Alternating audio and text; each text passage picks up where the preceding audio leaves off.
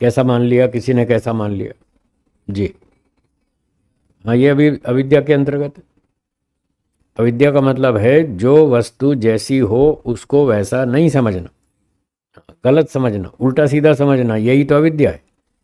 ये अविद्या ईश्वर के विषय में भी होती है, जीवात्मा के विषय में भी होती है, और प्रकृति संसार के विषय में भी। तीन पदार्थ हैं, तीनों के विषय में अविद्या रहती है, तीनों के विषय में भ्रांतियां होती हैं।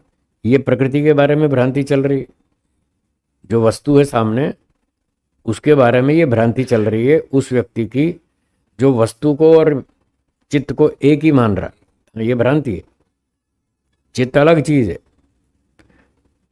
और वो वस्तु अलग चीज है। चित्त के माध्यम से जिस वस्तु का हमको ज्ञान होता है वो वस्तु अलग है, चित्त अलग है, दोनों अलग अलग चीजें हैं। तो ये संसार और प्रकृति के बारे में भ्रांति है।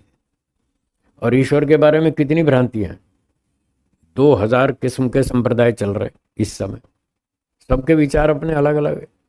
कोई कहता है भगवान 2 हाथ वाला है, कोई कहता है 4 हाथ वाला है, कोई कहता है 8 हाथ वाला है, कोई कहता है अवतार लेता है, कोई कहता है नहीं लेता है, कोई कहता है परम धाम में रहता है, कोई कहता है बैकुंठ में रहता है, कोई कहता है क्षीर सागर में रहता है, कोई कहता है सब जगह रहता है। देखो अलग अलग विचार हैं लोगों के, आज भी हैं, पहले भी थे, आज भी हैं, आगे भी रहेंगे। ये अविद्या अनादिकाल से चल रही है और अनंत काल तक चलेगी, ये खत्म होने वाली नहीं है। इसलिए हम बार बार कहते हैं टेंशन मत करो, ये दुनिया बिगड़ गई, ये सुधरने वाली नहीं है, अपनी बात करो, आपको सुधरना है कि नहीं। दुनिया की टेंशन मत करो, ये ऐसे ही चलेगी, ये नहीं सुधरने वाली। कितना ही समझा लो, लोग नहीं मानते। बातचीत में थोड़ा बहुत सहमत हो भी जाएंगे, फिर भी आचरण में सहमत नहीं होंगे, आचरण वही करेंगे, कहेंगे देखो जी आपकी बात तो ठीक है, आपकी बात तो ठीक है, पर बस जहाँ ये पर बोला वहीं पटरी से गए। फिर भी चल जाते। पर मैं क्या करूं, मेरी पत्नी नहीं मानती, मुझे ये करना पड़ता है। मेरी माँ नहीं मानती, मुझे ये करना पड़ता है।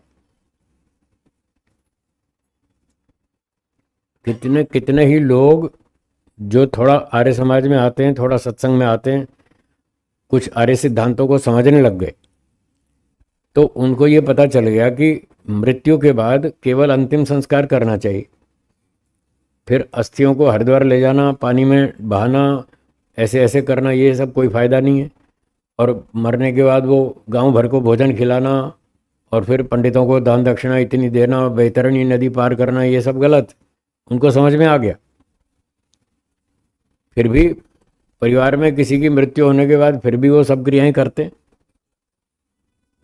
पर लग जाता है ना। पर क्या करें, मैं समझता हूं, मैं नहीं चाहता, पर परंतु परंतु मेरे घर वाले नहीं मानते, वो सारे उसको दबाव डालते हैं, नहीं हड्डियां वहां पर ले जानी पड़ेंगी, अस्थियां हरिद्वार में ले जानी पड़ेंगी, वहां आपको गंगा में डालनी पड़ेंगी, बस वो प्रेशर होता है, दबाव, बस। तो वह फिर कहाँ लोग सुधर रहे, नहीं सुधरते। तो कहीं अपने कारण से, कहीं दूसरों के दबाव से, कहीं किसी कारण से, कहीं लोभ से, कहीं क्रोध से, कहीं भय से, कहीं अविद्या से, बहुत कारणों से ये लोग सत्य को व्यवहार में स्वीकार नहीं कर पाते और वही गलत परंपराएं चलती रहती हैं, चलती रहती हैं। तो चलती रहो, आपको अपने बारे में देखना है, अपने बारे में सोचना है कि मुझे ठीक काम करना है बस। और जहाँ बहुमत दूसरे लोगों का हो, दबाव हो, वहाँ लोग पूछते हैं जी क्या करें, तो क्या करें, तो फिर आप देखो आपकी हिम्मत कितनी है, टक्कर लेने की है तो जम जाओ सत्य पर। जो वेदों का सत्य है उस पर टिक जाओ। अगर इतनी हिम्मत है, जो 50 लोग आपका विरोध करेंगे उनसे टक्कर लेने की ताकत हो तो टिक जाओ, और नहीं है तो फिर ठीक है, करो सरेंडर। वो जो कहते हैं वो करो, पर अंदर ये समझ लेना ये है गलत, इनके दबाव से कर रहा हूँ। जब मैं अकेला हो जाऊंगा, स्वतंत्र हो जाऊंगा, फिर मैं वही करूंगा जो मुझे ठीक लग रहा है, जो शास्त्र कहता है। तो उसका ये समाधान, वहाँ पर झगड़े नहीं करना चाहिए। अभी 5-7-10 दिन पहले ही मेरे सामने एक केस आया था, ऐसा एक घटना आई थी। तो उन्होंने कहा जी ये मेरे परिवार वाले ऐसे ऐसे मुझ पर दबाव डाल रहे हैं, मेरे पिताजी की डेथ हो गई है, अब ये ऐसे कर रहे हैं, ऐसी क्रिया करो, वैसी क्रिया करो। तो मैंने उसको यही उत्तर दिया, झगड़ा नहीं करना, परिवार वालों के साथ झगड़ा नहीं करना।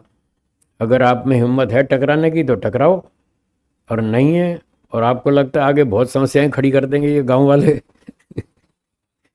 हुक्का पानी बंद कर देंगे, हैं, जाति से बाहर निकाल देंगे, और आपके बस का नहीं है सहन करना, तो ठीक है, चुपचाप शांति से जैसा होता है वैसा निपटा लो, बाद में फिर अपना कर लेना जो ठीक ठाक करना है। तो इस तरह से समायोजन करके हमको चलना पड़ता है। तो बात चल रही थी, ये दुनिया ऐसे ही चलती है, अविद्या संसार में अनादिकाल से चल रही है, आगे भी चलती रहेगी। आप अपना व्यक्तिगत सुधार भले ही कर लें, वो कर सकते हैं, पर आप पूरे देश को बदल देंगे, दुनिया को बदल देंगे, सबको आप वैदिक धर्मी बना देंगे, सबकी अविद्या का नाश कर देंगे, ऐसा मुझे नहीं लगता है। मेरे गुरुजी भी यही कहते थे, ये दुनिया सुधरने वाली नहीं है, तुम अपनी बात करो, तुम्हें सुधरना है कि नहीं। वो भी यही कहते थे, मैं भी वही कहता हूँ। अब मुझे भी अनुभव हो गया ना काम करते करते, मुझे भी समझ में आ गई दुनिया कैसी है। तो चलो कम से कम हम तो समझ लें ठीक ठीक बात क्या है, सत्य क्या है, हम तो समझ लें। बोलिए बोलिए बोलिए।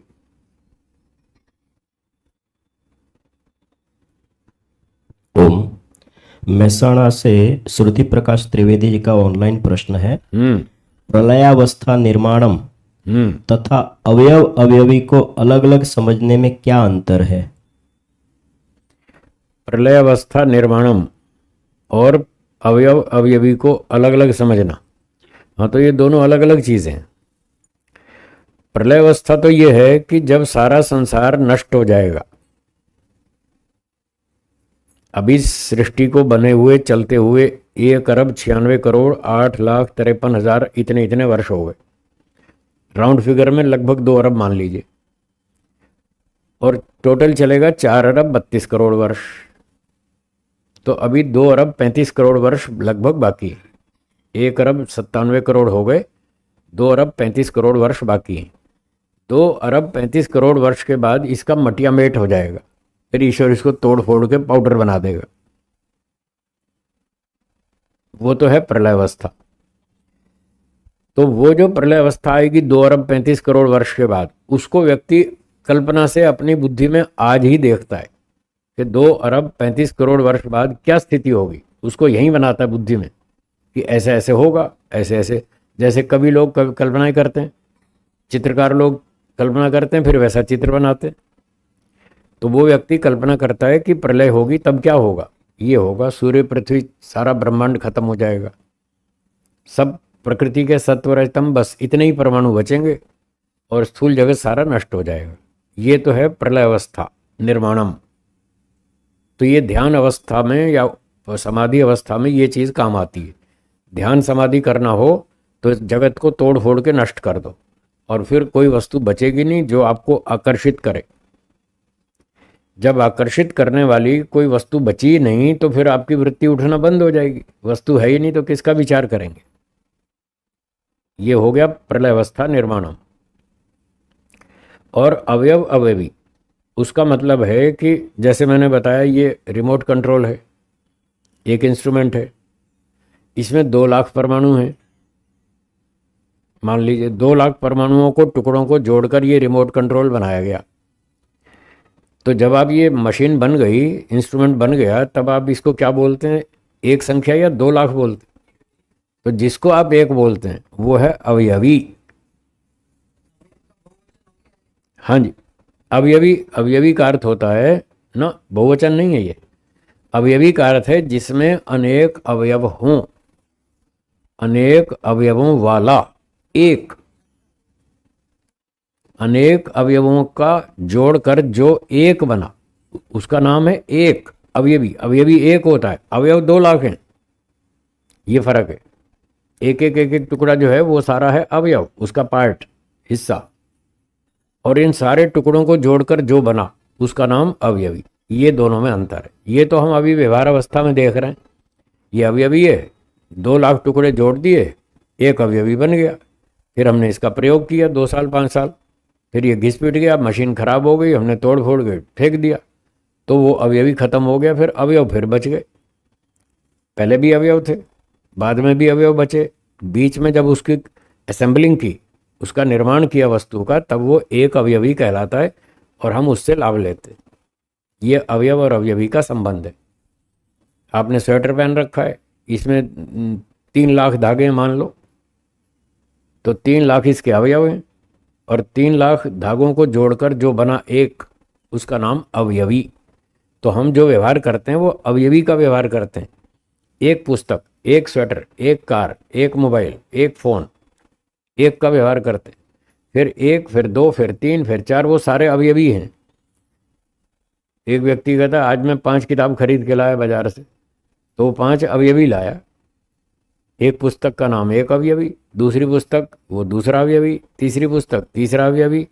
तो जो भी वस्तु होती है उसमें एक संख्या होती है स्वभाव से।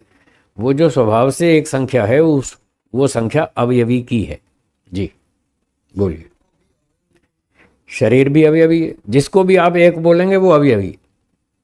हाँ, जिसको भी एक बोलेंगे वो अवयवी तब कहलाएगा जब उसमें कुछ अवयव हों। जहाँ जहाँ अवयवों के समुदाय के रूप में आप एक संख्या बोल रहे हैं वो अवयवी। वैसे ईश्वर भी एक है, पर वो अवयवी नहीं है क्योंकि उसमें अवयव नहीं है। तो बोलते समय बहुत ध्यान देना पड़ता है, नहीं तो सामने वाला फिर मार मारेगा। बोलते समय ये ध्यान रखना पड़ता है कि हमने कहाँ गलती तो नहीं कर दी। हर एक वस्तु का नाम अवयवी नहीं है। अवयवी उसका नाम है जिसमें 2-3 पार्टिकल्स हों, कुछ भी 2 हों, 3 हों, 5 हों, कितने भी हों। हैं? ईश्वर अवयवी नहीं है। सुनिए सुनिए सुनिए, ईश्वर में पार्टिकल्स हैं क्या? इसलिए वो अवयवी नहीं है।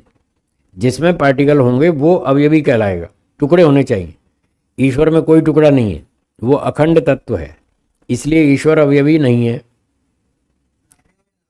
हाँ, वो अवयवी का व्यवहार उसमें नहीं हो सकता। उसमें एक द्रव्य कहा जाएगा, एक द्रव्य, अखंड तत्व ये कहा जाएगा, अवयवी नहीं। अखंड नाम है उसका, जिसमें खंड नहीं है। अखंड, जिसमें खंड नहीं है, कोई पार्टिकल नहीं, कोई टुकड़ा नहीं है, उसका नाम अखंड तत्व। तो ईश्वर अखंड तत्व है, उसको अवयव या अवयवी नहीं कह सकते। इसी तरह से आत्मा, आत्मा में भी पार्टिकल्स नहीं है, वो भी अखंड है।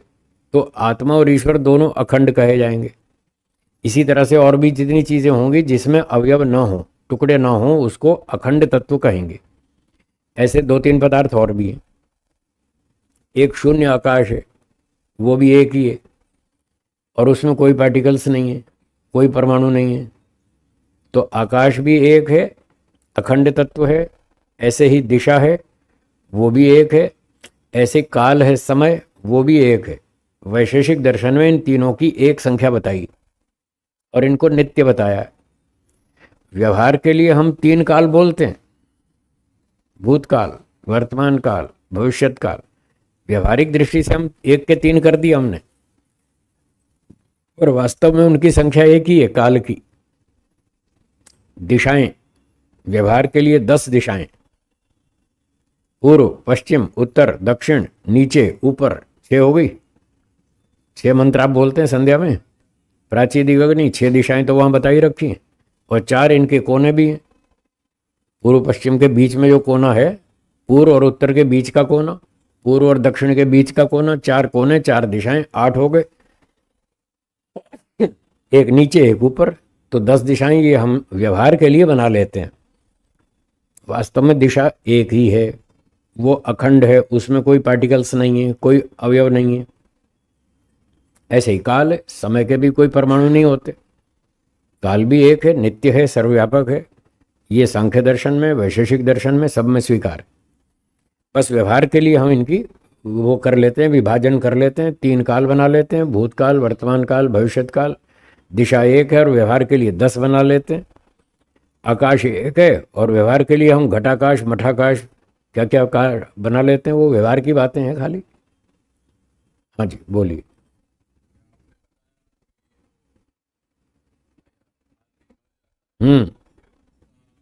अंतिम संस्कार करना। हाँ जी हाँ जी।